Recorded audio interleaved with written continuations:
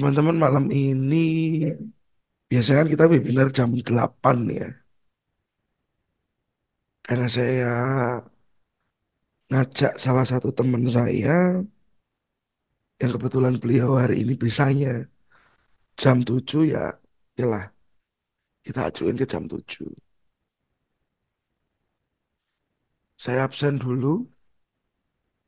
Ada Mbak Dania dari IMF ya, Mas Oke. Fikri, ada Mas Raka, Mas Nana, ada Pak Andreas, Pak Agus, Pak Anton, Pak Karabas, Mbak Deva, Mbak Nia, Pak Muklis, Pak Mulia, Pak Sugianto, Pak Toga Siagian.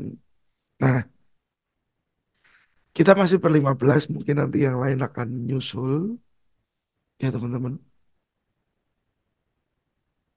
Ada materi yang akan disampaikan dari teman-teman saya dari Forex IMF yang nanti bermanfaat. Dan mungkin minggu depan saya akan coba bikin webinar lagi hari Rabu mungkin ya. Rabu minggu depan mungkin materinya tentang smart money konsep ya. Karena kan smart money konsep baru saya bahas di YouTube saja, teman-teman. Di webinar belum pernah sama sekali saya sentuh. Jadi nanti untuk webinarnya smart money konsep saya akan coba adakan di minggu depan.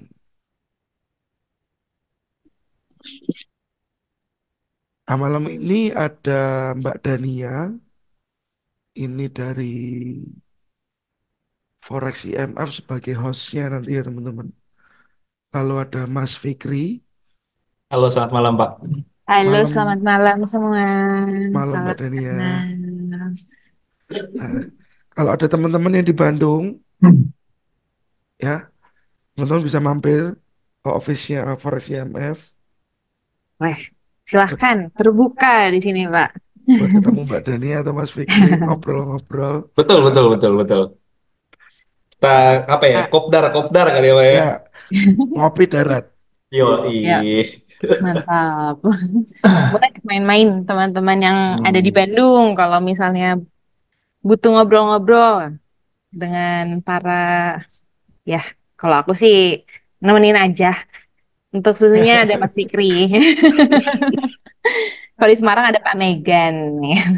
Siap. Oke. Oke. Nah, teman-teman, Cek, cek. materi malam ini akan kita bahas banyak tentang fundamental ya. Cuman memang nggak fokus ke fundamental yang nanti malam keluar ya Mas ya, Betul, FOMC. betul, betul. Sebenarnya kita mau bahas forex ini secara luas, luas sekali ya, Pak ya. Jadi nggak hanya fundamental saja sebenarnya, tapi saya garansi apa yang akan kita share ini itu daging lah isinya, Pak. Oke, Daging, Pak. siap Masku. Betul. Oke, teman-teman ya. Ini dari fundamental kita bicara ini 2024, ini masih awal tahun. Semoga apa yang disampaikan dari Mas Fikri malam ini bisa bermanfaat untuk Anda semua. Amin. Nanti slide-nya ini boleh di-share Mas ke teman-teman mungkin, boleh nggak Oh, sih? boleh, boleh, boleh. Nanti, Nanti nanti, boleh ya? ya, ya, boleh, boleh. Tenang Oke, aja. Oke. siap. Saya persilakan waktu dan tempat kepada Mas Fikri. Oke, terima kasih Pak Megan. Halo Thank you, semua Mas. kawan-kawan dari Semarang Trader Academy. Selamat malam. Kalau kata orang-orang tuh ada peribahasa atau pepatah ya tak kenal maka tak sayang. Jadi izinkan saya berkenalan biar kita bisa saling sayang gitu ya. Sebelumnya perkenalkan nama saya Fikri Fairuz. Saya adalah Product Marketing Manager, as a analis juga dari foreximf.com yang dimana kita diregulasi oleh Bapepti tentunya yang terakhir kita dapat rating itu A plus plus plus jadi A-nya plusnya 3 tuh ya. dengan skor rate itu di 98, sekian persen lah. Nah, tanpa berlama-lama langsung aja malam ini sudah kelihatan ya di layar, saya sedikit share screen. Tapi sebelum mulai, ada yang ingin saya ceritakan sedikit. Teman-teman pernah nggak sih sebenarnya dalam bertrading itu mikir nggak data ekonomi yang keluar, cara ngebacanya tuh gimana sih? Ada yang mungkin bisa on mic aja langsung, Pak, saya tahu gitu. Boleh silakan. Mau on mic atau lewat chat boleh. Silakan. Tapi saya lebih seneng kalau on mic kali ya. Lebih enak ya Mas. Iya, betul. Lebih enak on mic. Silakan, silakan. Teman-teman, kalau ada yang tanya seputaran Mm-mm. bagaimana baca apa namanya fundamental yang keluar pada Ya, chart betul. tersebut. Gak bisa dan gak ngerti. Oke, terus ada lagi nggak? Selain yang gak bisa dan gak ngerti, ada lagi nggak? Pernah nggak sih kepikiran? Kan kalau analisa teknikal, oke, satu harga ada di order block, satu harga ada di support, satu harga ada fair value gap ya kalau di SMC. Berarti saya prediksi setelah itu termitigasi fair value gapnya atau order blocknya termitigasi, ada kemungkinan harganya naik. Itu kan diprediksi, betul ya? Tapi pernah nggak sih Betul. fundamental tuh diprediksi sama kita trader retail itu pernah nggak sih kebayang nggak sih gimana caranya ya bisa nggak sih fundamental tuh diprediksi pernah kepikiran nggak teman-teman? Kalau saya pribadi memang saya nggak di fokus ke fundamental ya Mas. Betul, betul, betul. Jadi saya pribadi lebih menghindari malahan. Nah, Hmm. dari Mas Fikri ini akan kasih insight yang bagus teman-teman untuk Nah, teman-teman. itu dia. Jadi gini, Pak Megan dan sobat trader dari Semarang Trader Academy ya, fundamental ya yang biasa kita lihat forecast-nya berapa, previous-nya berapa, data actual-nya keluar berapa. Ternyata semua itu bisa diprediksi sama kita loh ya. Sama kita. Sekarang kayak gini deh. Pernah ada yang dengar Goldman Sachs atau JP Morgan atau Wall Street Journal atau MUFG, apapun itu institutional funded trader, uang-uang besar yang dikumpulkan di tradingin, ada yang pernah dengar? Ada yang pernah dengar? Goldman Sachs segala macam itu pernah dengar? Nah, mereka itu bertransaksi trading ya uang-uang besar ya kalau kata bahasanya orang-orang sih big money ya atau smart money. Nah, mereka itu trading ya dominan menggunakan data-data tersebut untuk menentukan arah market.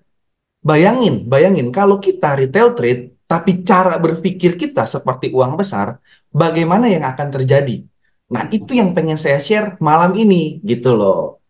Hal seperti itu ternyata ya, sobat trader semua, dari STA tentunya, itu tuh nggak sulit, saya bilang ya. Kenapa saya bilang itu nggak sulit? Karena kita, trader biasa ya, yang bukan institutional trader itu bisa menganalisa market berdasarkan data fundamental bahkan jika data fundamentalnya itu belum keluar.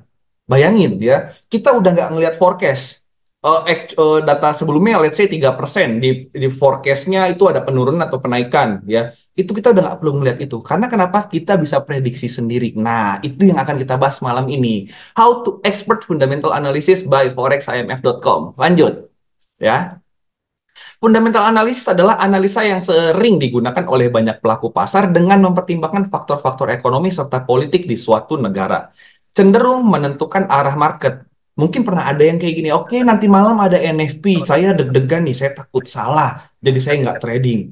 Nanti malam ada data inflasi, saya takut salah, saya nggak trading. Padahal ya, paling seru trading itu pas fundamental. Karena kenapa? Kita bisa lebih cepat menyelesaikan transaksi. Hasilnya bisa jadi loss, bisa jadi profit. Tapi hal seperti itu juga terjadi di analisa teknikal ya. Bisa jadi loss, bisa jadi profit. Semua itu soal probabilitas. Tapi yang saya ingin sampaikan adalah ya, hal rumit yang menurut teman-teman itu bisa kita lakukan. Sekarang pertanyaannya bagaimana? Betul ya? Kita definisikan dulu. Analisa fundamental terdiri dari pemeriksaan indikator makroekonomi. Sekali lagi ya, makroekonomi yang artinya jangkauan luas dalam view ekonomi, pasar aset dan pertimbangan politik. Kemudian diukur dengan produk domestik bruto, suku bunga, inflasi, pengangguran, jumlah uang beredar, dan banyak hal.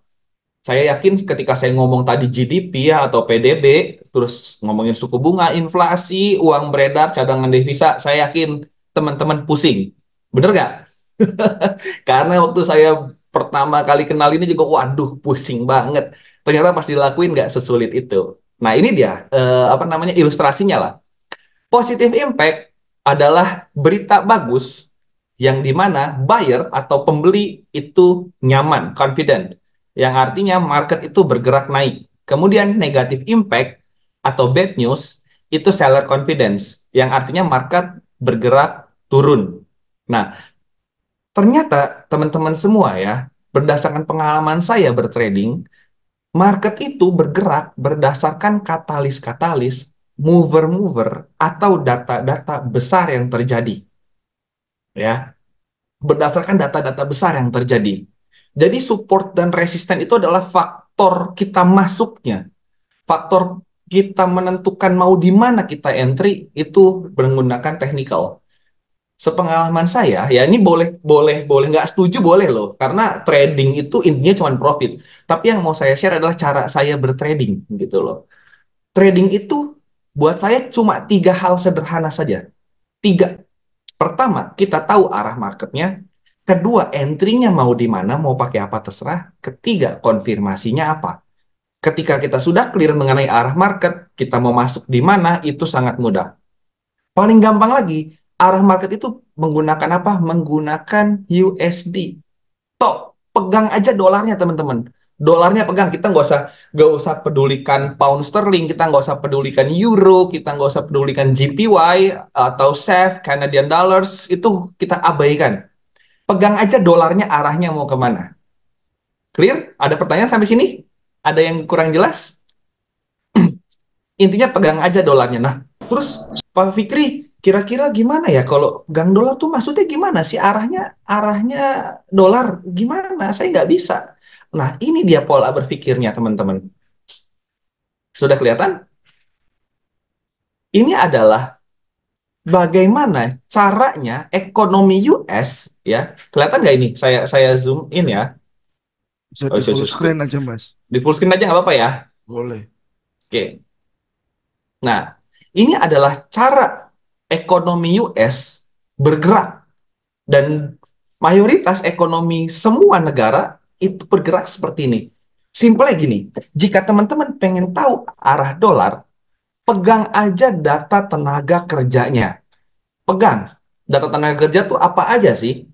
Ya, pertama ada NFP, ya, non-farm payroll. Kedua ada jobless claim, unemployment rate, terus juga data wage, hourly, terus data apa lagi? Banyak, banyak sekali. Tapi kalau teman-teman udah pegang data tenaga kerja, kesananya sangat mudah. Saya bilang sangat mudah. Logikanya begini, saya ingin bertanya ke teman-teman semua, apa yang terjadi jika banyak orang yang menganggur? Silakan, boleh on mic atau boleh chat, silakan boleh. Nah, ini ada Buka pertanyaan bagus teman-teman. nih dari Pak Ade Santoso. Ntar saya jawab ya Pak ya. Boleh silakan. Teman-teman dijawab dulu. Kita keep dulu ya, Mas. Ada Ya, betul. Santoso nih. Halo, dengan Pak Dika ya?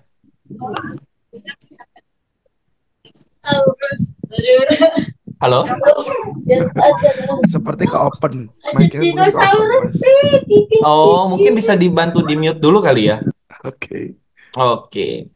Nah, saya coba. Ekonomi tidak jalan karena orang yang belanja juga berkurang karena tidak punya uang. Keren. Ini Pak siapa nih? Tulisannya huruf Jepang. Saya bingung. Ini ninja ini, Mas Fikri. Siapa? Ninja. Meja. Ninja. Oh, Ninja. Minja. Sorry. Pak Minja atau Bu Minja? Pak Ini yang tulisan Jepang namanya Mas Nana. Oh, Mas Nana. Ya. Mas Nana, oke. Mas Nana nih bagus nih. Ekonomi tidak jalan karena orang yang belanja juga kurang karena tidak punya uang. Itu logika yang sangat tepat. Nah, sekarang pertanyaannya begini. Kalau orang nggak bekerja, ekonomi tidak jalan, uang tidak berputar dan nggak belanja, apa yang terjadi di sektor konsumsi? Di data konsumsi itu ada retail sales, ada data CPI, ada data home sales. Apa yang terjadi di data Naik. konsumsi? Kira-kira. Boleh silakan. Lanjut nih, Pak siapa tadi? Pak Minja ya? Pak siapa tadi saya lupa. Aduh. Mas Oh, nih. Nana. Oh ya, Pak Nana. Silakan Pak Nana. Oh, ini dijawab sama Pak Surin. Pertumbuhan melambat. Good, Pak. Konsumsi jadinya berkurang. Orang nggak kerja, konsumsinya berkurang. Oke, kita udah punya dua indikator ya. Kemudian, kalau konsumsinya berkurang, apa yang terjadi di sektor bisnis? Sektor bisnis itu data ISM manufaktur, ISM service, kemudian S&P global. Nah, kira-kira apa yang terjadi di data bisnis? Silakan, lanjut. Pak Sahrudin, Pak Nana, boleh lagi loh Pak jawab. Pergerakan bisnis lambat. Pergerakan bisnis lambat. Cocok Pak dengan pasnya Pak Helmi Riza ya Pak ya. Jangan Iya. dimatiin dulu Pak mic ya Pak, jangan dimatiin dulu. Nah ini ada lagi nih, cash flow seret. Oke, sederhana sekali teman-teman. Kalau orang tidak bekerja, konsumsi berkurang, sektor bisnis melambat, cash flow seret. Tadi Pak Helmi juga sudah bantu jawab. Apa yang terjadi di data GDP atau data data pendapatan nasional atau pendapatan negara? Apa yang terjadi? Turun. Turun. Itu dia. Nah, dari situ teman-teman, kita sudah bisa menyimpulkan arah USD itu kemana? Kira-kira. Ayo, naik atau turun? Pengumpulan USD, Mas. USD Gimana? tidak berjalan. USD tidak berjalan atau ada pelemahan di USD. Nah, sekarang kita lebih dalam lagi, kita masuk lagi lebih dalam. Kalau USD-nya nggak kurang diminati atau melemah karena faktor bisnisnya kurang bagus, apa yang terjadi di data inflasi? Data inflasi itu ada CPI, ada PCE. Apa yang akan terjadi? Inflasi naik. Yakin inflasi naik? Nih, tadi ada yang ngomong nih, cash flow-nya jadi seret, kata Pak Andri. Kalau cash flow-nya seret, apa yang terjadi di mata uangnya? Inflasinya naik atau turun? Turun. Inflasinya Inflasi turun. turun. Betul. Ya, kita udah bisa prediksi nih apa yang akan terjadi dari data tenaga kerja doang loh yang kita pegang. Kalau tenaga kerjanya jelek, konsumsi tuh kita prediksi turun. Kemudian data konsumsi turun, data bisnis turun, data pendapatan nasional turun, inflasi turun. Otomatis ya, kebijakan apa yang akan diterapkan oleh bank sentral yang di mana bank sentral itu the Fed? Apa kira-kira? Kebijakan apaan? Menurunkan suku bunga. Menurunkan? Menaikkan. Menurunkan apa menaikkan nih, Pak? Naikkan suku bunga. Menaikkan. Oke. Coba ya. Eh, menaikkan suku bunga adalah tindakan untuk menarik uang beredar. Kalau turunkan suku bunga, Menurunkan. mendorong ekonomi untuk lebih berputar karena orang jadi nggak tertarik untuk nyimpen atau nabung. Jadi kalau inflasinya turun, kebijakan apa yang akan dilakukan oleh bank sentral? Suku bunga turun. Nah, suku bunganya turun, iya kan? Karena bank sentral ingin uangnya lebih banyak beredar, ekonominya ingin lebih berputar. Tujuannya untuk meningkatkan kondisi ekonomi. Ya. Nah, semua itu cuma perlu data tenaga kerja, teman-teman semua. Kita cuma butuh tenaga kerja untuk menjadi indikator menilai USD-nya tuh mau kemana. Begitu tok ternyata. Nah, sampai sini teman-teman ada yang bingung nggak? Boleh dong kalau misalkan ada yang bingung ditanya. Silakan. Jadi kebayang ya teman-teman semua, intinya gini, kalau kita bisa pegang tenaga kerjanya, kita bisa prediksi data ke depannya. Nah, pertanyaan selanjutnya tadi saya ingat ada yang nanya, data apa yang perlu diperhatikan? Gitu loh, data apa yang perlu diperhatikan untuk bisa bahasanya apa ya? Memprediksi mungkin ya, memprediksi kondisi fundamental saat ini itu pertanyaan bagus. Ini dia akan saya Boleh sampaikan. bertanya, Pak? Oh, boleh, silakan Pak, silakan, sangat diperbolehkan. Itu kalau misalkan upah kerjanya naik, Mm-mm. tetapi penganggurannya masih menurun, gimana, Pak? Betul, wah ini pertanyaan keren nih. Upah kerjanya naik, penganggurannya turun, ya. Kalau logikanya gini Pak, kalau upah kerjanya naik, penganggurannya turun, berarti kondisi tenaga kerja saat itu sangat kuat Pak. Sorry, kebalik, Oh, penganggurannya kebalik. naik. Mm-mm. Penganggurannya naik, upah kerjanya naik. Iya, Berarti kalau seperti itu ada problem di SDM gitu loh. Kualitas SDM Pak. Logikanya begini, seperti ini contohnya. Saya sebagai perusahaan, saya sangat ingin sekali, saya dalam kondisi fit untuk meng-hire atau membentuk tenaga kerja baru. Tapi tenaga kerja yang tersedia itu tidak sesuai sama klasifikasi saya atau requirement saya. Itu yang menyebabkan sometimes ya kondisi upahnya naik ya, ketersediaan tenaga kerja besar, tapi tingkat pengangguran juga besar. Itu juga mungkin terjadi, Pak. Tapi kan itu kan satu dan dua data. Sedangkan kita punya banyak data. Contoh, di gambar slide yang saya tunjukin ya, itu labor market yang perlu kita perhatikan itu non-farm payroll, jobless claim, sama unemployment rate. Ya. Nah, dari situ nanti ada data personal income. Habis itu consumer spending. Nah, ini data-datanya nih yang perlu diperhatikan. Ada banyak datanya gitu loh. Seperti itu. Nah, tapi kenapa nanti akan saya bahas satu-satu ya. Sampai sini tadi Pak siapa yang nanya Pak? Sorry Pak, apakah cukup jelas? jelas, Pak. Terima Jelas ya kasih. Pak ya. Jadi bisa jadi itu memang tenaga kerjanya yang tersedia ya Pak ya, yang tersedia saat ini itu tidak qualified. Begitu. Nih ada pertanyaan juga dari Vivo 12216. Inflasi itu apa sih? Inflasi itu adalah kondisi di mana uang yang beredar itu besar. Ya, inflasi itu kondisi uang yang beredar besar, sehingga ada penurunan nilai di satu mata uang tersebut. Gitu loh. Uang beredarnya sangat besar. Kayak gitu ya.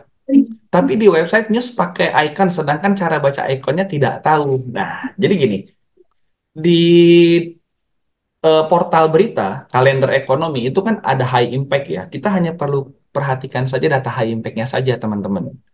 Nah, yang saya akan bahas adalah bagaimana cara bacanya. Cara bacanya, ini dia. Sebentar. Sudah kelihatan di layar? Kelihatan nggak di layar? Kelihatan, Mas? Yang how to expert fundamental? Yes, kelihatan. Oke. Yang Word ya, bukan ya? Yang Word kan, bener kan? Betul sekali. Oke, sebentar. Nah, ini dia. Ini adalah cara memprediksi data non-farm payroll. Lihat, ada banyak sekali. Dia kita harus cek quit rate, kemudian harus cek data US Job Challenger, data job segala macam. Wah, ini ada banyak sekali, teman-teman. Kira-kira teman-teman siap nggak belajar ini? Tuh, banyak sekali ini. Nah, sampai sini teman-teman siap nggak kira-kira mempelajari ini? Saya mau tahu. Triknya Banyak, aja kebanyakan ini. Kenapa? banyakan. Kebanyakan trik-triknya aja. Betul, betul teman-teman. Ini akan sangat rumit ya. Makanya itu Forex IMF hadir hadir untuk memberikan semua hal rumit ini. Ini saya bilang ya, untuk membaca data NFP setidaknya kita butuh 8 sampai 9 jam ya untuk membaca satu data. Bayangin kalau misalkan datanya itu seperti yang ada di sini. Banyak sekali kan. Ini bukan ranahnya teman-teman semua. Tapi teman-teman harus cukup tahu kalau ekonomi itu berputar karena tenaga kerja.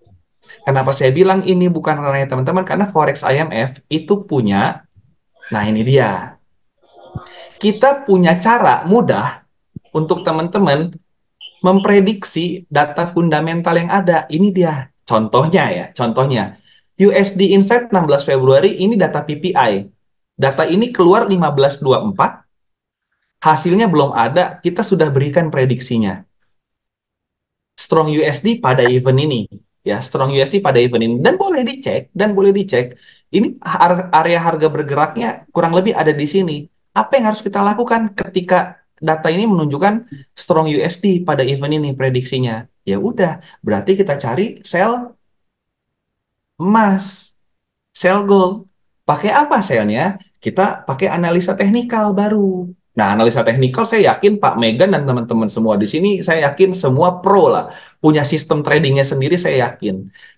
Forex IMF di sini membantu teman-teman semua untuk menentukan arah USD-nya mau kemana.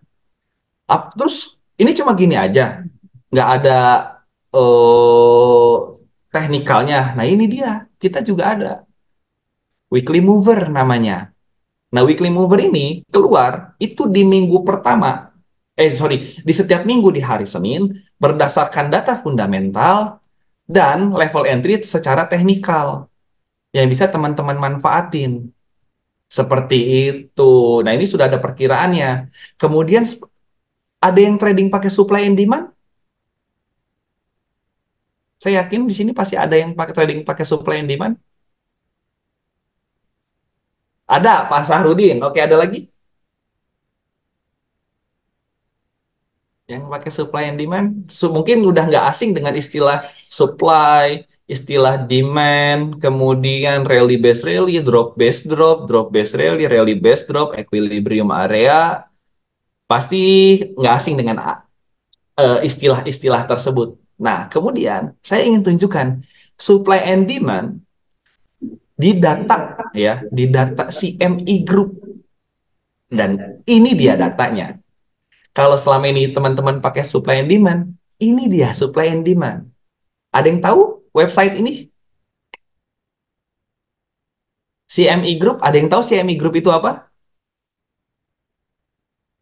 Belum Silahkan. tahu, Mas, jelaskan. Oke, kalau belum tahu nggak apa-apa, saya bantu jelasin. CME Group itu adalah bursa bursa nomor 2 terbesar di Amerika Serikat yang melayani transaksi FX, derivatif, dan option. Data yang akan saya lampirkan ini adalah data-data uang besar. Sekali lagi ya, uang besar, bukan retail trader, uang besar yang bertransaksi di option. Nah, angka-angka ini menggambarkan area-area supply dan demand. Seperti itu. Tadi saya singgung di awal, kalau trading itu ada 3. Pertama, kita pegang USD-nya. Mau kemana? Kedua, teknikalnya seperti apa? Nah, yang saya tunjukkan di layar saat ini adalah konfirmasi atau validasi mengenai area entry kita. Kalau teman-teman lihat di sini, saya tunjukin ya. C itu artinya call. Call itu adalah penilaian sentimen positif. Gampangnya gini, kalau call-nya banyak berarti orang berharap harga itu naik di harga-harga ini ya. Kalau put-nya besar berarti orang tuh berharap harganya turun di harga tersebut. Dan perlu dipahami data yang saya lampirkan ini bukan menggambarkan arah market ya, tapi untuk konfirmasi. Sekarang pertanyaan saya, dari data yang saya lampirkan di depan layar ini, mana yang angkanya paling besar, yang paling pojok sini ya, yang di sini nih, sekitar sini aja. Yang ini yang ke sini abaikan. Kita hanya main yang di sini nih, di OG4, G4. Angkanya mana yang paling besar? Tunjukin. Sebut, di harga berapa? 1873. 1873. Hah? Yang mana, Pak? Oh, ini. Harga berapa, Pak? Ini harga emas ya. Ini harga emas. Kita pakai emas. 2000. 1873 di 2000 ya.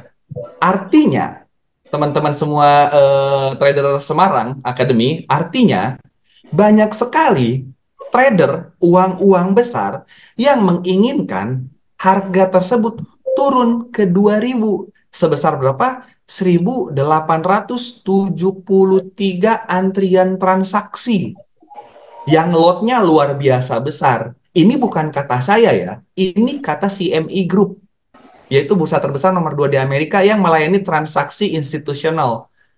Harga 2000 ini menjadi harga yang sangat diminati untuk saat ini. Yang artinya emas menurut uang-uang besar bisa ke harga berapa?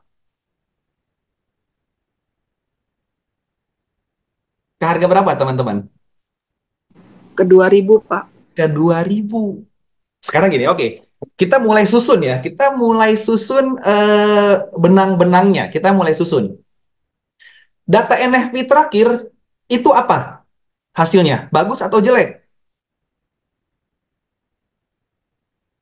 Data NFP terakhir. Bagus, kata Pak Bakulmi Jember. Namanya lucu. Pak Bakulmi, data NFP bagus. Sepakat semua? Ada yang nggak sepakat? Oke, kita lanjut ya. Data NFP bagus. Kemudian, setelah data NFP bagus, bagaimana dengan data yang lain? Otomatis data yang lain bagus, itu bisa dicek. Karena kita tadi ngomongin tenaga kerja aja ya. NFP-nya bagus, berarti arah USD-nya mau kemana? Naik. Naik. Oke. Kalau data-data menunjukkan kenaikan, berarti apakah The Fed akan pangkas suku bunga? Tidak. Tidak, betul sekali. Jawabannya tidak ya. Jawabannya itu tidak memangkas suku bunga. Karena gini, logikanya teman-teman, kalau ekonomi saya lagi bagus, masih bagus ya, kondisinya masih bagus, kalau Fed pangkas suku bunga, itu akan ada kemungkinan inflasinya terbang lagi. So, mata uang saat ini USD cenderung diminati. Karena kenapa? Karena data ekonominya bagus, suku bunganya tinggi, investor akan tertarik sekali dengan produk-produk atau uang-uang yang mata uangnya tinggi.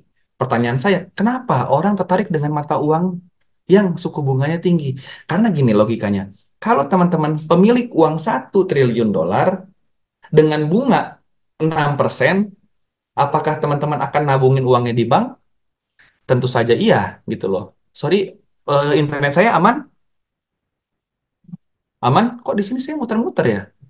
Oke Aman sih, ya? Mas. Oh, aman ya? Sorry, sorry. Ini Oke. Aman, internet saya. aman. Oke, lanjut. Aman. Aman. Jadi gitu teman-teman, kita lanjut ya. Investor itu akan tertarik sekali dengan mata uang yang suku bunganya besar karena mereka berharap mendapatkan imbal hasil yang lebih besar juga. Otomatis USD sangat saat ini dengan sentimen pemangkasan suku bunga masih akan dipotong nanti kuarter 2 ya, entah itu bulan Juni atau Mei.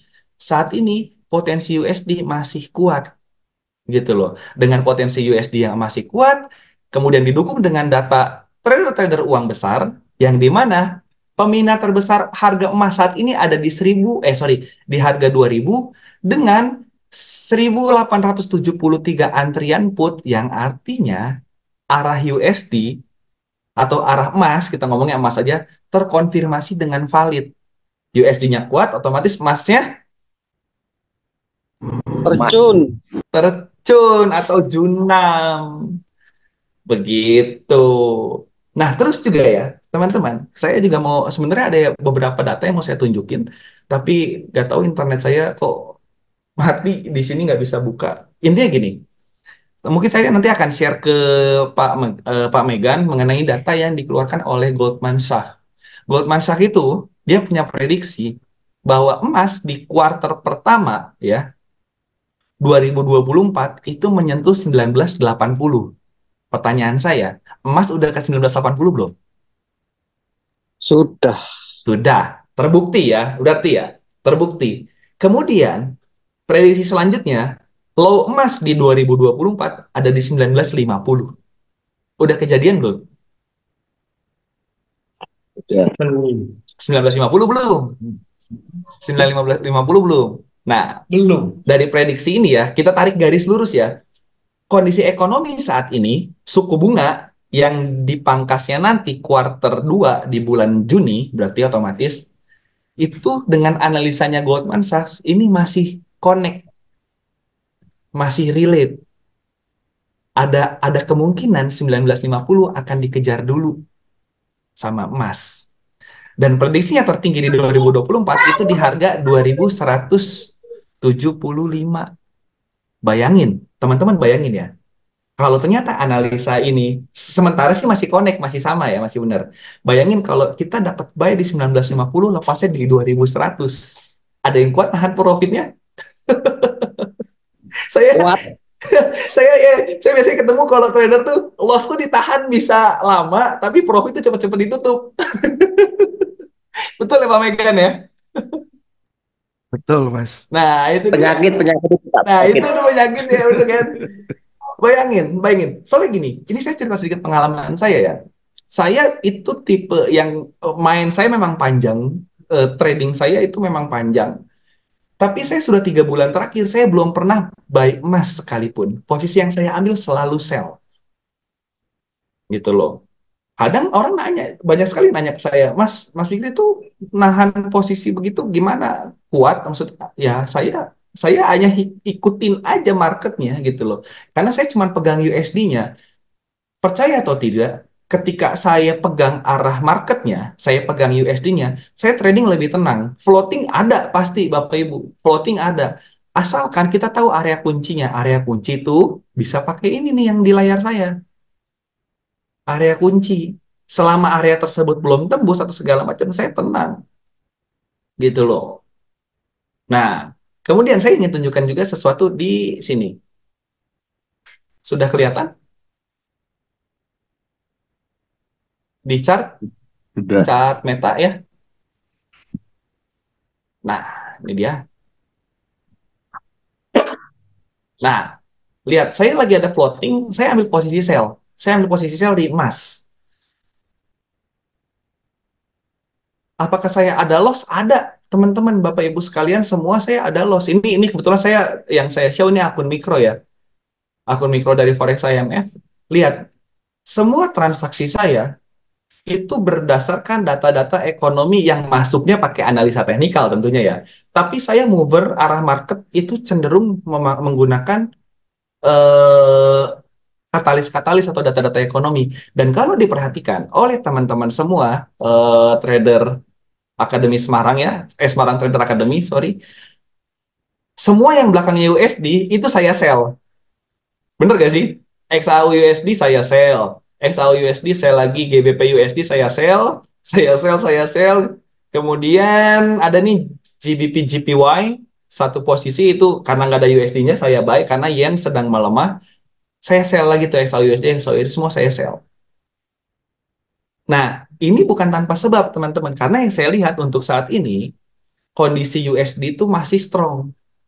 Itu dia yang kita share juga di grup VIP Forex IMF. Nah, ini dia.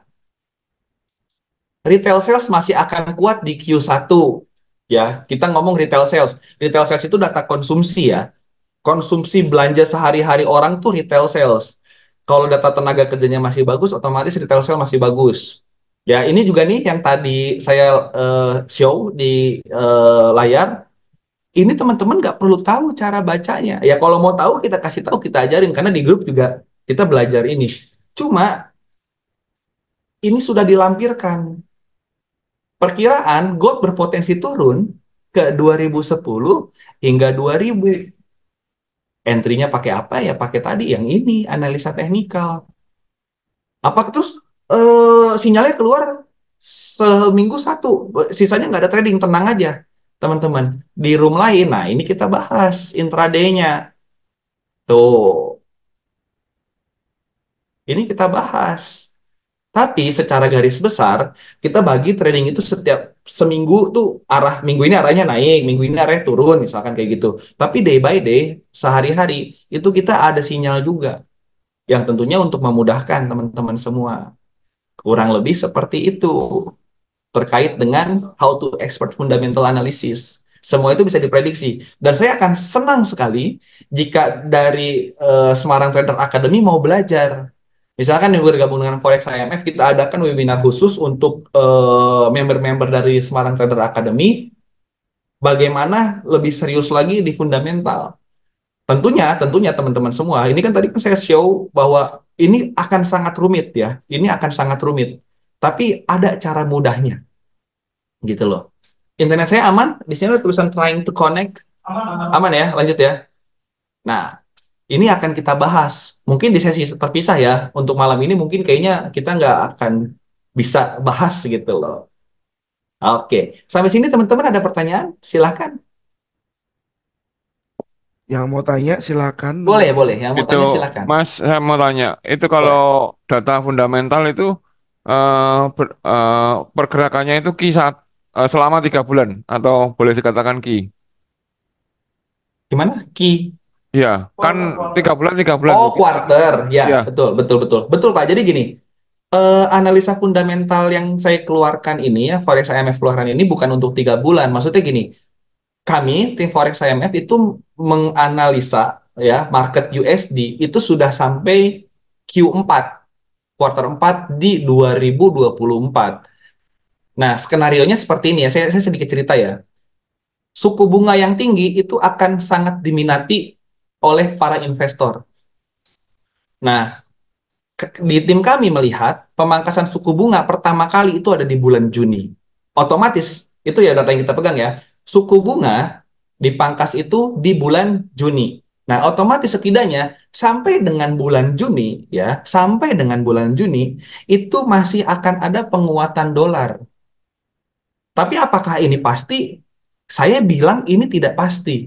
Karena makanya itu setiap minggu, nah dipersempit lagi Pak, view kita tuh jauh. Tapi setiap minggu kita update progresnya. Gitu loh, progresnya kita update tiap minggu mengenai arah market USD. Yang kita show itu arah eh, harga emas. Karena orang banyak sekali yang trading emas, jadi kita pakainya arah emas. Gitu loh. Jadi view-nya panjang, tapi kita bagi per minggu. Gitu Pak, jawabannya.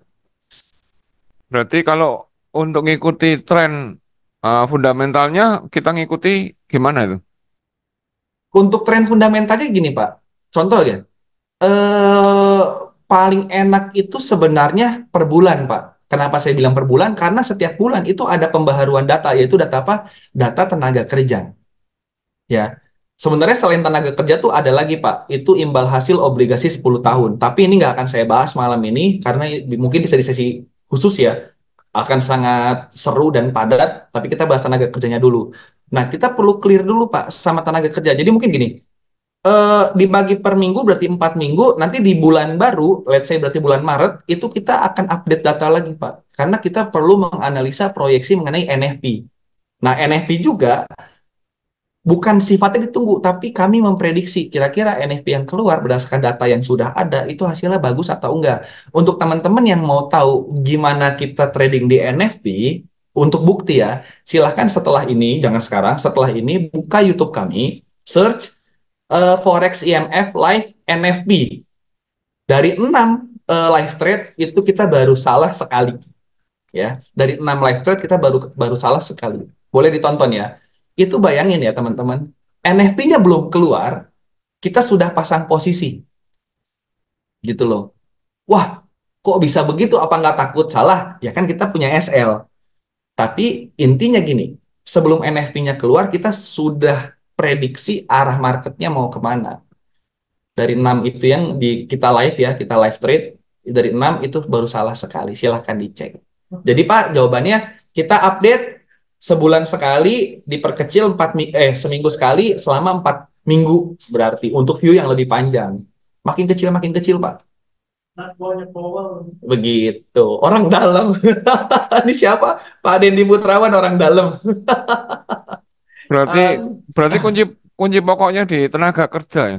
Tenaga kerja Pak, betul Pak. Berarti dan ditambah 10 year to 10 year itu. Betul, 10 years bond yield ya Pak. Yang Iya. imbal hasil, bukan harga bondnya ya, imbal Ah, hasilnya. Gampangnya gini juga Pak sebenarnya. Bapak buka investing, sorry, trading view, bukan trading view, buka chart imbal hasil yang 10 tahun. Itu leading indikator Pak. Cuma problemnya gini, kalau kita ikutin imbal hasilnya, dampaknya langsung ke emas. Nah, cara ngeprediksi imbal hasilnya ini yang kita perlu tahu caranya. Gitu loh.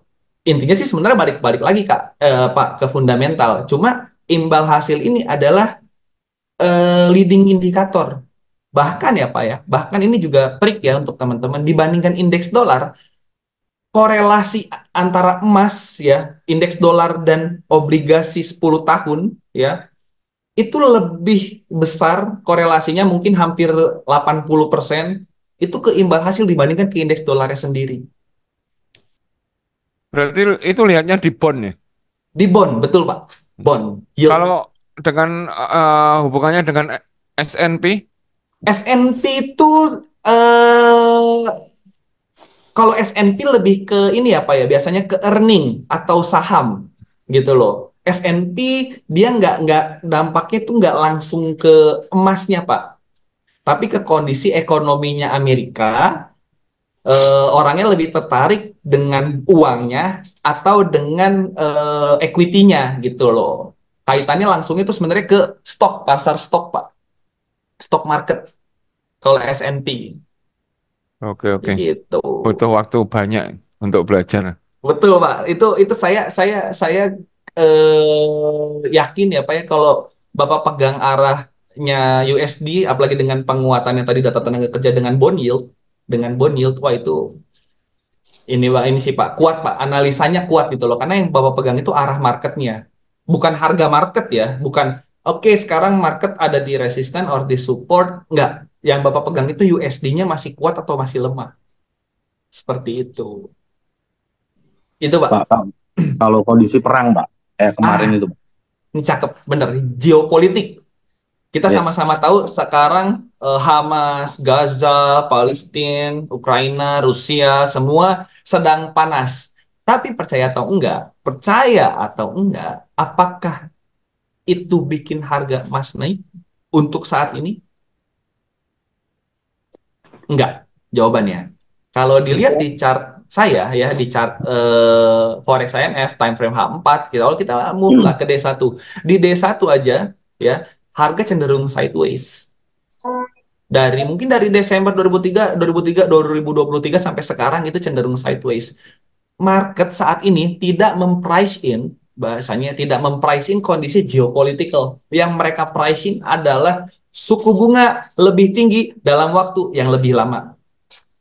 Itu yang market price in. Makanya sekarang kalau diperhatikan itu yield susah sekali turun, ya.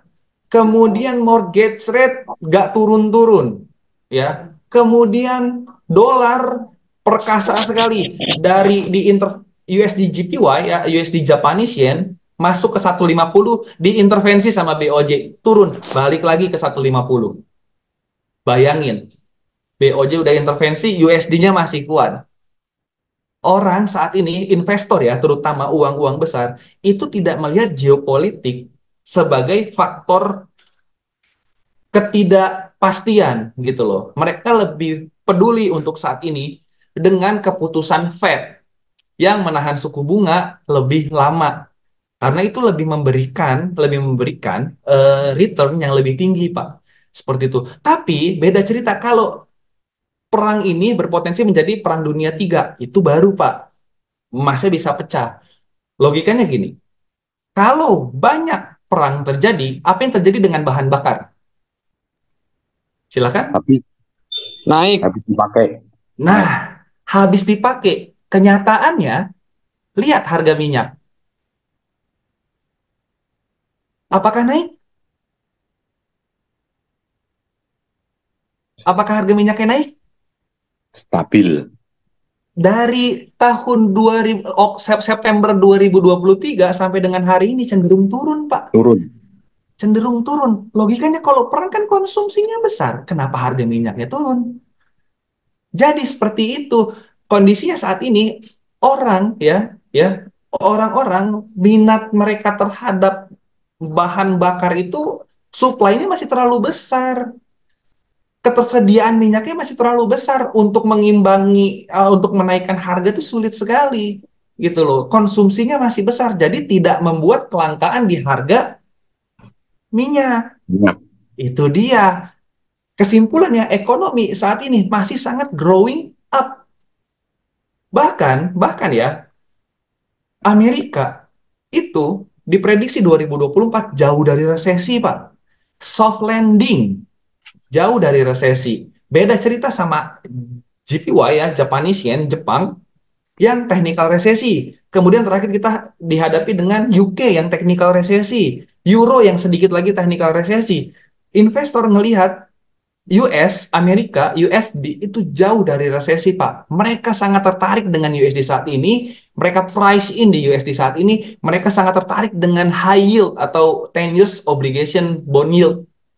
Itu, Pak, kenapa geopolitik saat ini tidak begitu diminati. Begitu. Siap, siap. Oke. Ada lagi pertanyaan?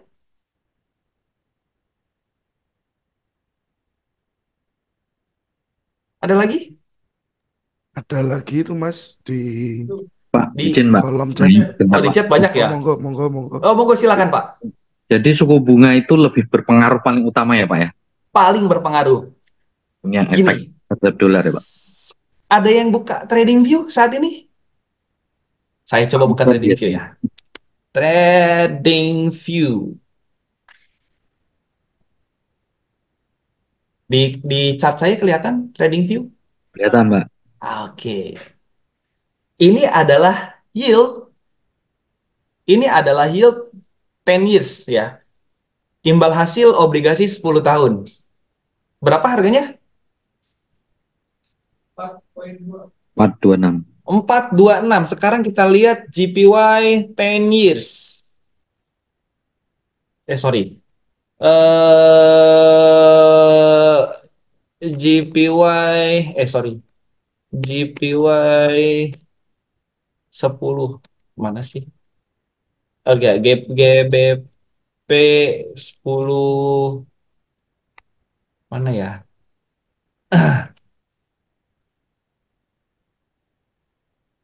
Nah, ini dia. GBP. Ini nih, GP yield-nya Jepang dulu. Berapa? Ini US 10 years. Ini GP 10 years. Kalau US 10 years itu 4,2. GPY itu 0,7. Lebih besar mana?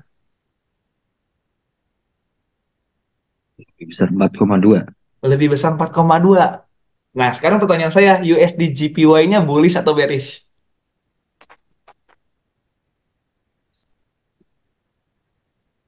USD GPY-nya naik atau turun?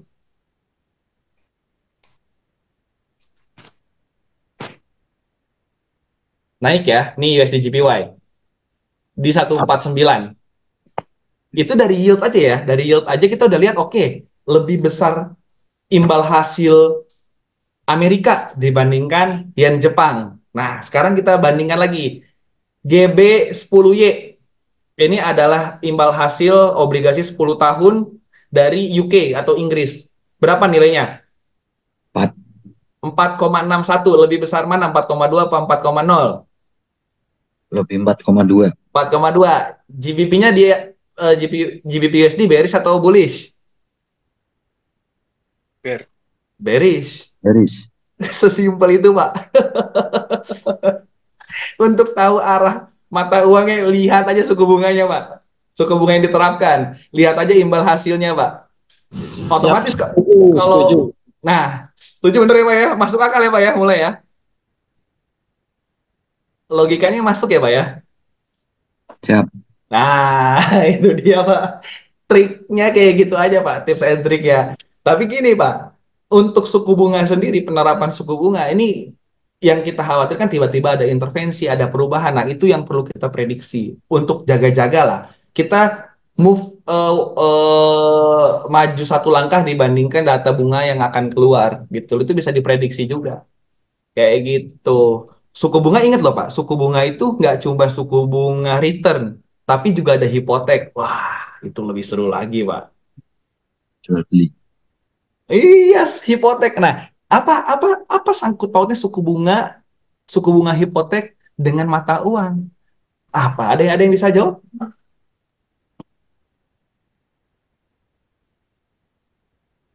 Belum Pak. Belum. Oke, gak apa. Jadi gini, suku bunga hipotek adalah logika gini. Teman-teman mungkin di sini ada yang pernah beli rumah. KPR. Yes. KPR kita itu misalkan 15 tahun, 20 tahun, betul ya? Ya, betul. Apa yang membedakan saya KPR di tahun 2000 dengan saya KPR di tahun 2020?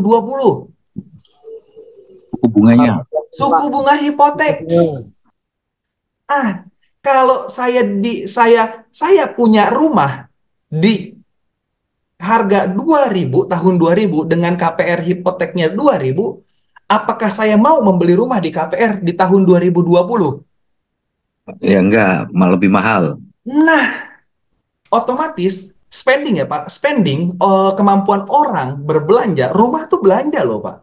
Tapi dia luxury spending atau belanja mewah akan berkurang gitu loh. Suku bunga hipotek yang diterapkan akan mengurangi konsumsi, konsumsi luxury, konsumsi Kekuatan daya luxury. beli berarti, Pak. Nah, itu dia Pak. Oh, Mulai masuk akal ya, pengaruh suku bunga dengan segala kondisi mulai masuk akal ya Pak ya. siap, siap, siap. Nah, itu dia. Kemudian tadi saya sambil bacain yang chat di ini ya, dia pertanyaan di chat. Pak mau tanya, jika dolar terlalu berlebihan, apa nggak bahaya juga bagi USD? Ini pertanyaan bagus, Pak. Jika USD terlalu kuat, ini akan membahayakan untuk ekonomi. Kenapa? Karena ada ekspor impor yang akan berpengaruh. Logikanya, kalau orang berbelanja pakai USD akan lebih mahal. Makanya, makanya ada pembicaraan untuk pemangkasan suku bunga, gitu loh. Untuk pemangkasan suku bunga itu ada pembicaraan ke situ. Ini kan suku bunga yang ditahan lebih tinggi gunanya ya untuk mengurangi kegiatan ekonomi sebenarnya. Suku bunga tinggi tuh Fed tuh pengen orang tuh lu orang jangan belanja deh, lu orang nabung deh, lu Oh, orang ya. iya investasi, jangan jangan spending gitu. Kayak gitu. Ya, jadi intinya suku bunga yang saat ini tuh untuk menurunkan kondisi ekonomi gitu loh. Paham? Paham ya? Siap. Wah, ini saya seru nih di sini, antusiasnya luar biasa nih, trader-trader pro ini. Mantap. Kenapa USD sangat mempengaruhi sama Mas Pak? Apa kapan kali Mas adalah Amerika? Kenapa USD sangat berpengaruh? Sebenarnya bukan berpengaruh ya Pak. USD itu bukan berpengaruh ke emas karena kan XAU USD ya Pak ya. Yang pasangan currency pair itu XAU USD. Jadi makanya arah USD itu berpengaruh ke harga emas gitu loh. Nah, ini saya banyak sekali pertanyaan. Nanti teman-teman yang pengen tahu bagaimana kondisi ekonomi saat ini, bagaimana cara membacanya, tertarik untuk belajar makro ya, makroekonomi, itu bisa lewat Pak Megan ya Pak ya. Nanti Pak Megan akan kasih link mungkin ya Pak ya. Tapi jangan belajar sama saya nyasar nanti, Mas. Oh, enggak, Betul, Pak ya Helmi. betul betul betul Belajar betul. makroekonomi sama saya nyasar nanti. Nanti belajarnya sama Forex IMF gitu loh, tapi lewat nanti dijembatani oleh Pak Megan tentunya. Mm-mm. Kayak gitu. Siap. Nah, kayak gitu ya. Wah, ini seru banget. Saya nggak kerasa udah 19.54. Ada pertanyaan lagi? Ada pertanyaan lagi?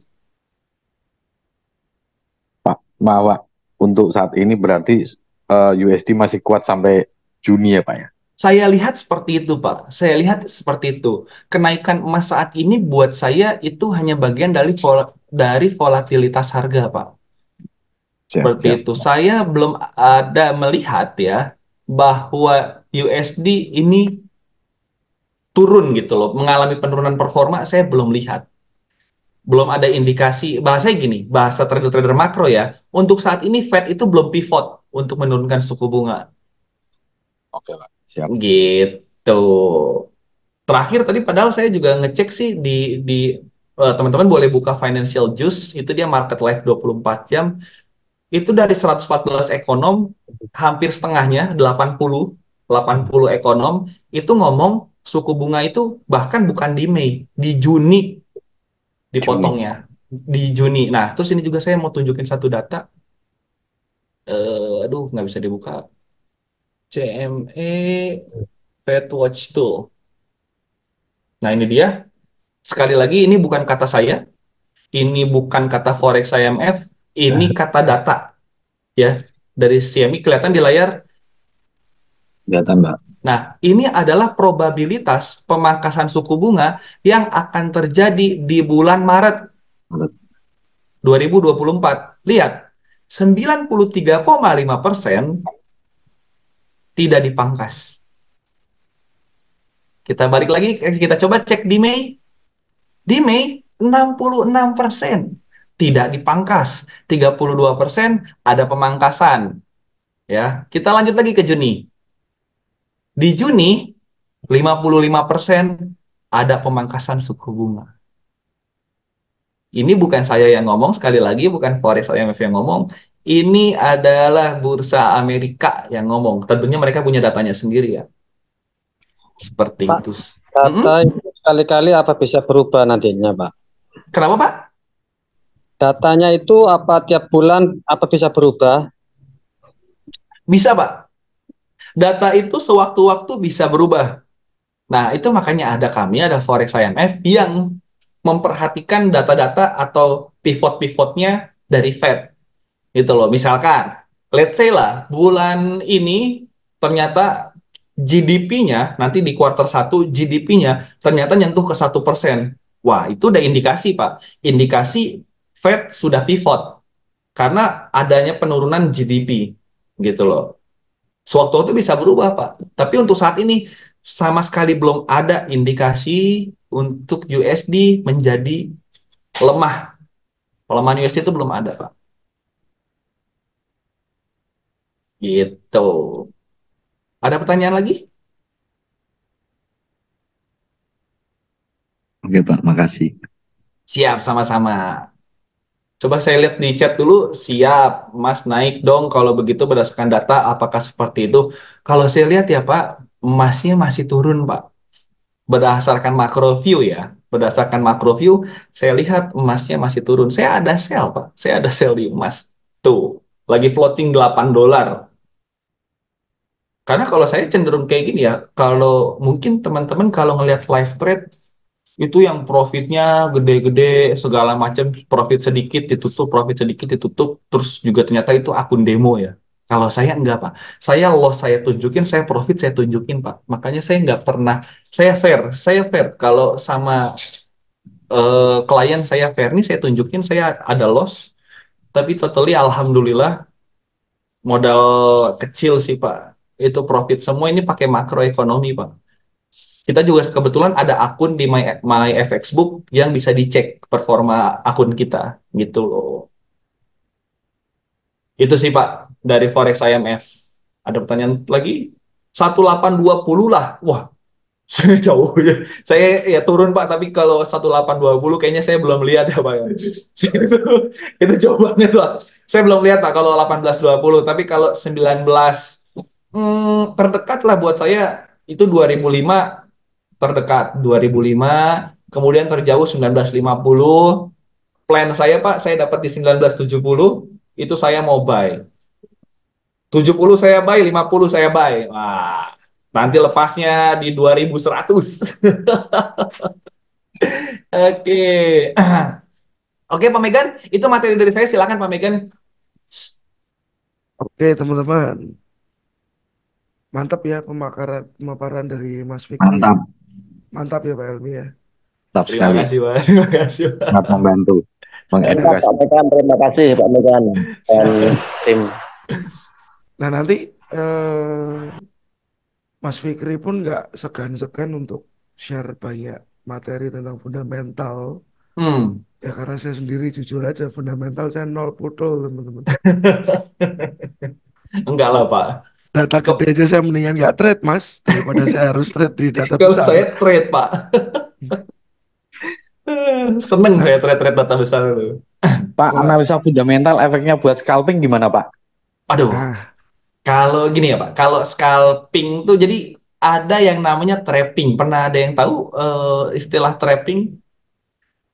Biasanya gini Pak, anggaplah Bapak nih nggak ngerti fundamental, tapi ada data fundamental. Itu Bapak bisa buka time frame yang lebih kecil, let's say M5 atau M15, cari support resistance terdekat, pasang sell stop sama buy stop Pak. Kalau sell stopnya kena, buy stop tutup. Kalau buy stop kena, sell stop tutup. Itu nggak perlu ngerti caranya fundamental. Itu scalping ya Pak ya. Tapi mainnya pendek. Manfaatin volatilitas harga saat itu aja. Tapi kalau misalkan mau mainnya panjang, itu nggak cocok trapping. Yang cocok adalah kita prediksi dulu datanya, masuknya sebelum data Pak. Siap, siap. Sebelum data. Nah itu yang saya lakukan. Ini contoh ya. Contoh. Ini saya mau kasih contoh di chart saya. Kalau dilihat komen ya. Nah, itu saya jelasin.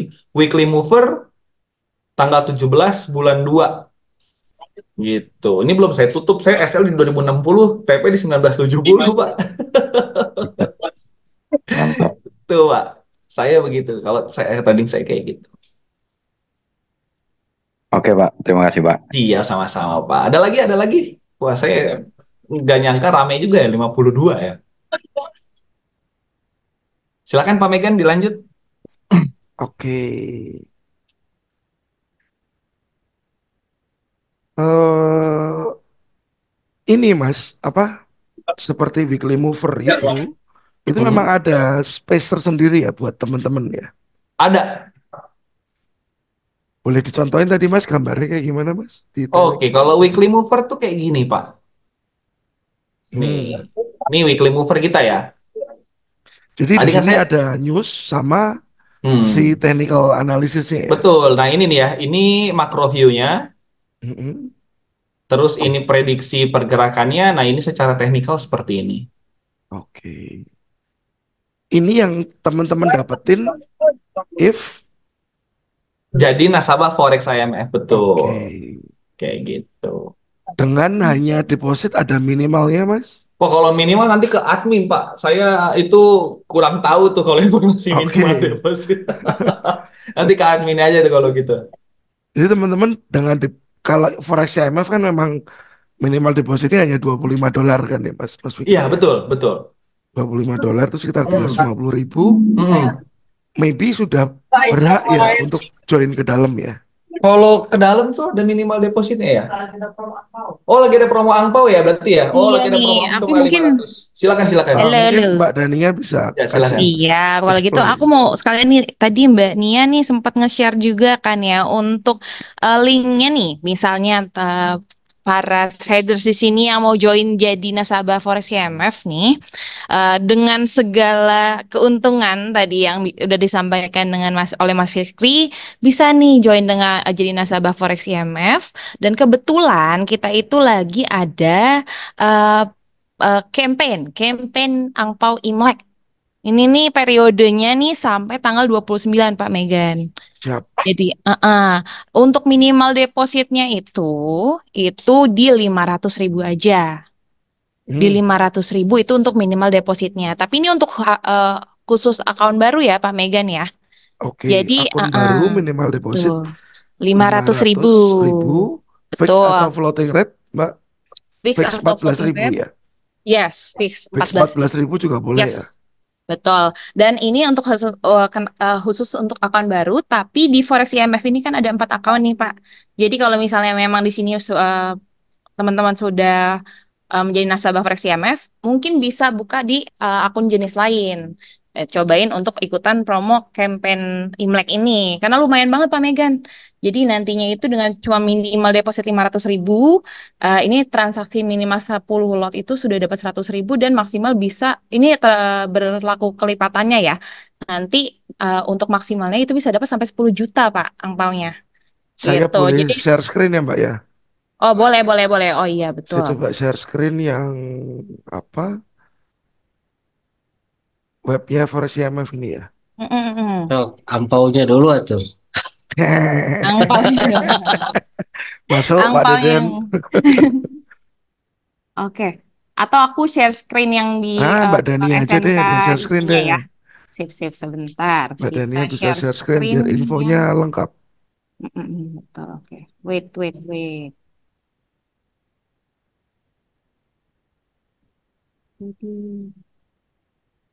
Oke. Nanti apakah Mbak Dania juga bisa dikontak teman-teman atau bagaimana? Boleh, silakan Pak Megan kalau Jadi nanti misalnya. nomornya Mbak Dania saya lampirin di Boleh, silakan. di grup Telegramnya Oke, STA gitu ya. sip, boleh. Ini udah keluar nih belum nih, teman-teman nih. Nah, ini untuk SNK-nya nih. Jadi panen angpau bisa dapat sampai 10 juta cuma dengan minimal deposit 500.000. Wah, jadi sekalian dapat keuntungan, semua keuntungan dari Forex IMF, juga bisa sekalian nih ikutan promo ini lumayan. Programnya ini cuma sampai tanggal 29 gitu. Kita tuh free swap ya.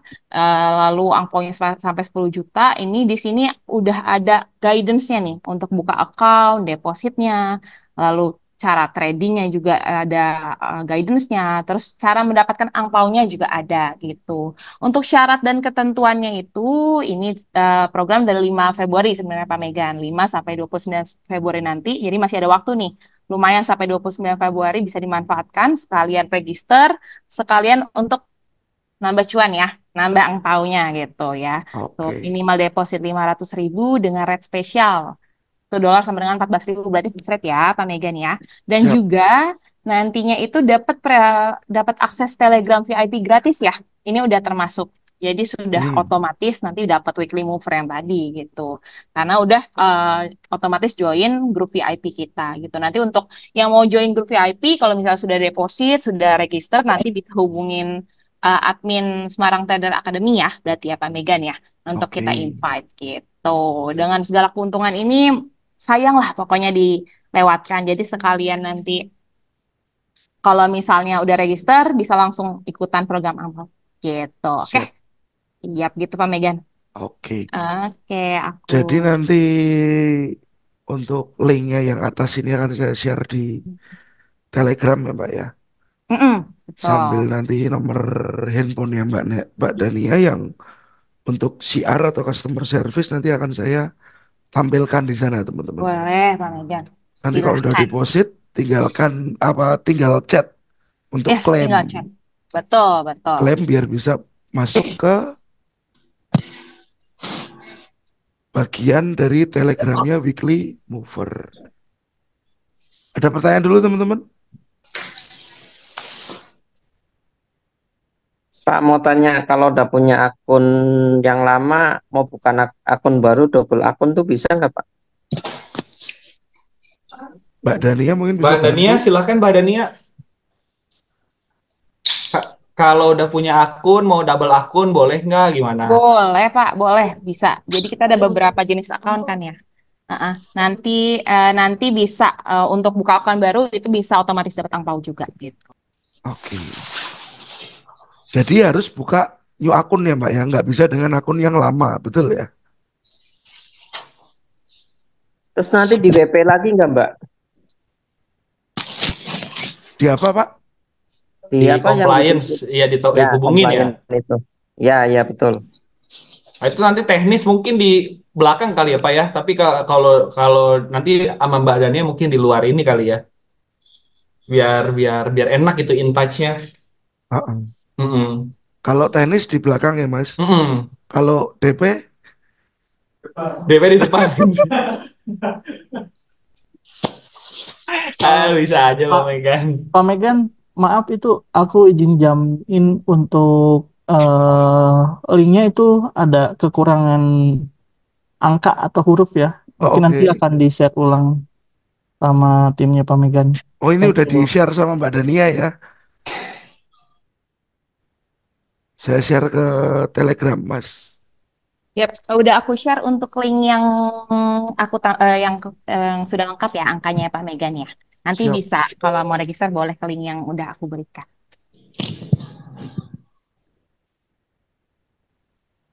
Oke. Oke. Ada pertanyaan lagi teman-teman? Jadi dengan deposit ke Forex IMF, teman-teman bisa dapat weekly mover, lalu seperti nanti janjinya Mas Fikri, kita bisa adakan webinar khusus untuk fundamentalis. Betul. Ya. Karena kalau saya kan khususnya di technical, Betul. fundamental arahnya sudah dapat, eksekusinya technical. Betul. Mungkin akan lebih mantap nanti teman-teman. Betul. Siap. Oke, cukup clear. Terima Ada yang kasih Pak Fikri, Pak Mekan, terima Ya, kasih. sama-sama siap Pak Bapak. Sugianto, terima kasih juga. Terima kasih. Terima Oke, kasih juga Ya, saya oke. Pak Megan sudah diberikan kesempatan ya Pak ya, dan teman-teman semua di sini terima Oke, kasih. sama-sama. Terima kasih. terima kasih. Oke Terima teman-teman, kasih Pak Megan. terima kasih semuanya. Terima Minggu kasih. depan kita ketemu lagi, webinar lagi. Kita bahas tentang smart money concept ya. Siap. Betul. Oke, thank you Oke, Mas Fikri, Thank you juga thank Pak you Megan. Terima semuanya. kasih Mbak Dania, dan Semarang teman-teman Trader yang sudah hadir. Academy. Luar Terima biasa, kasih Pak sukses selalu. Megan. Sukses Terima kasih selalu. semua Terima kasih. Semarang Trader Academy. Pokoknya emas 2005 ya. Pegang omongan saya 2005 ya. Oke, Selamat malam semua. Saya izin pamit. Sekali lagi Selamat selamat malam. malam. Terima kasih. terima kasih. Terima kasih Pak Helmi sudah hadir. Makasih, Pak. Thank you teman-teman. Saya end meeting. Nanti ini akan saya bikin video upload YouTube juga. Don't miss it ya. Thank you. Selamat istirahat. Selamat malam. Ya, terima kasih Pak Sukses Megan. selalu. Sehat Terima kasih walafiat Bapak. Pak Megan. Amin Sama-sama. amin Bapak. Terima kasih. Oke. Saya izin end meeting teman-teman. Ya. Terima kasih. God bless dulu tuh. God bless. Makasih Pak. Thank you Bapak. Terima kasih.